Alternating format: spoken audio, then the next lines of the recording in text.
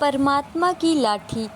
एक साधु महाराज वर्षा के जल में प्रेम और मस्ती से भरा चला जा रहा था। मस्ती में चलते चलते उसने एक मिठाई की दुकान को देखा।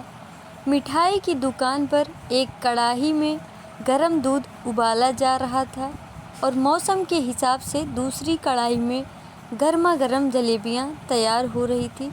ऐसा साधु महाराज जाते हुए देखते हैं। साधु बाबा को शायद भूख का एहसास हो रहा था या मौसम का असर था कि वह कुछ क्षणों के लिए वहाँ रुक गया। वह हलवाई की भट्टी को बड़े गौर से देखने लगा। साधु बाबा कुछ खाना चाहता था, लेकिन साधु की जेब ही नहीं थी तो पैसे भला कहाँ से होते। साधु के पास एक भी रुपया नहीं था। साधु बाबा कुछ पल भट्टी से हाथ सेकने के बाद चला ही जाना चाहता था कि नेक दिल हलवाई से रहा ना गया। उसने एक प्याला गरम दूध और कुछ जलेबियां साधु बाबा को दे दी। मलंग से गरम गरम जलेबियां गरम दूध के साथ खाई और फिर हाथों को ऊपर की ओर उठाकर साधु बाबा हलवाई के लिए प्रार्थना की और फिर आगे चल दिया। साधु बाबा का पेट भर चुका था। दुनिया के दुखों से बेपरवाह वह फिर एक नए जोश से बारिश के गंदले पानी के छींटे उड़ाता चला जा रहा था। वह इस बात से बेखबर था कि एक नवविवाहित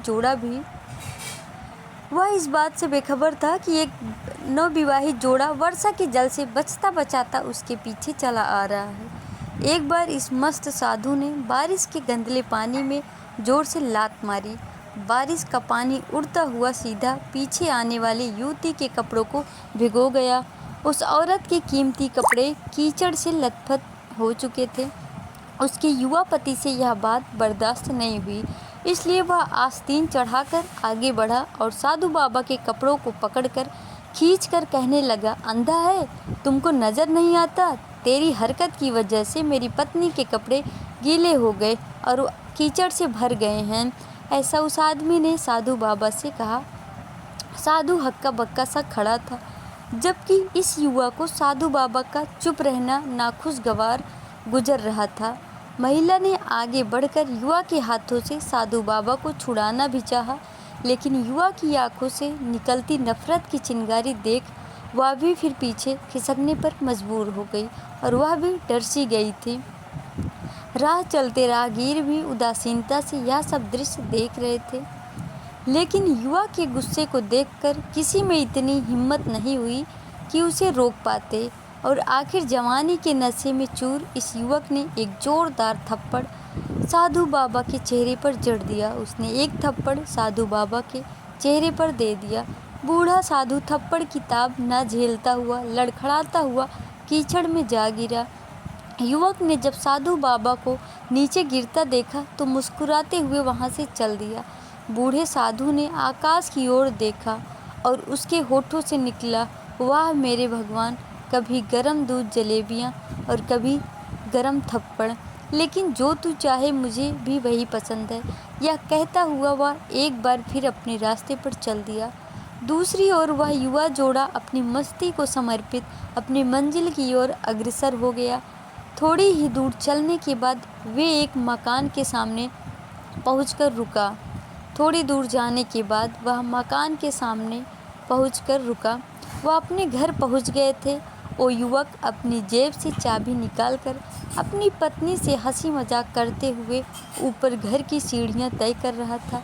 बारिश के कारण सीढ़ियों पर फिसलन हो गई थी। अचानक युवक का पैर फिसल गया और वह सीढ़ियों से नीचे गिरने लगा। उसका पैर भी फिसल गया और वह गिरने लगा। महिला ने बहुत ज़ोर से शोर मचाकर लोगों का ध्यान अपने पति की ओर आकर्षित करने लगी, जिसकी वजह से काफ़ी लोग तुरंत सहायता के लिए युवक की ओर लपके, लेकिन देर हो चुकी थी। युवक का सिर फट गया था और कुछ ही देर में कुछ ऐसा हुआ कि ज़्यादा खून बह जाने के कारण इस नौजवान युवक की मौत हो गई। कुछ लोगों ने दूर से आते साधु बाबा को देखा तो आपस में कानाफूसी होने लगे कि निश्चित रूप से इस साधु बाबा ने थप्पड़ खाकर युवक को श्राप दिया है, अन्यथा ऐसे नौजवान युवक का केवल सीढ़ियों से गिरने पर मृत्यु नहीं हो सकती है। यह बहुत अचंभे की बात लगती है। कुछ मनचले युवकों ने यह बात सुनकर साधु बाबा को घेर लिया। एक युवक कहने लगा कि आप कैसे भगवान के भक्त हैं जो केवल एक थप्पड़ के कारण युवक को श्राप दे बैठे। भगवान के भक्त में रोष व गुस्सा हरगिज नहीं होता, सिवाय प्रेम होता है। आप तो जरा सी असुविधा पर भी धैर्य ना कर सके। साधु बाबा कहने लगा, भगवान की कसम, मैंने इस युवक को श्राप नहीं दिया। अगर आपने श्राप नहीं दिया तो ऐसा नौजवान युवक सीढ़ियों से गिरकर कैसे मर गया। तब साधु बाबा ने दर्शकों से एक अनोखा सवाल किया। साधु बाबा ने वहां उपस्थित सभी लोगों से सवाल किया कि आप में से कोई इस सब घटना का चश्मदीद गवाह मौजूद है। एक युवक ने आगे बढ़कर कहा, हाँ, मैं इस सब घटना का चश्मदीद गवाह हूँ। साधु ने अगला सवाल किया, मेरे कदमों से जो कीचड़ उछला था, क्या उसने युवक के कपड़े को दागी किया था? तो युवक ने बोला, नहीं, ऐसा नहीं हुआ था, लेकिन महिला के कपड़े जरूर खराब हुए थे। मलंग ने युवक की बाहों को थामते हुए पूछा, फिर युवक ने मुझे क्यों मारा? युवक कहने लगा, क्योंकि वह युवक इस महिला का प्रेमी था और यह बर्दाश्त नहीं कर सका कि कोई उसकी प्रेमिका के कपड़ों को गंदा करे, और इस वजह से उसने आपको थप्पड़ मारा। और युवा की बात सुनकर साधु बाबा ने एक जोर ठहाका बुलंद किया और कहता हुआ वहाँ से विदा हो गया। तो भगवान की कसम, मैंने श्राप कभी किसी को नहीं दिया, लेकिन कोई है जो मुझसे प्रेम रखता है और वह है भगवान ईश्वर। ऐसा साधु बाबा कहते हैं। अगर उसका यार सहन नहीं कर सका तो मेरे यार को कैसे बर्दाश्त होगा कि कोई मुझे मारे। और वो मेरा यार इतना शक्तिशाली है कि दुनिया का बड़े से बड़ा राजा भी उसकी लाठी से डरता है। सच है, उस परमात्मा की लाठी दिखती नहीं और आवाज़ भी नहीं करती, पर वह अपना काम कर देती है, लेकिन पड़ती है तो बहुत दर्द देती है।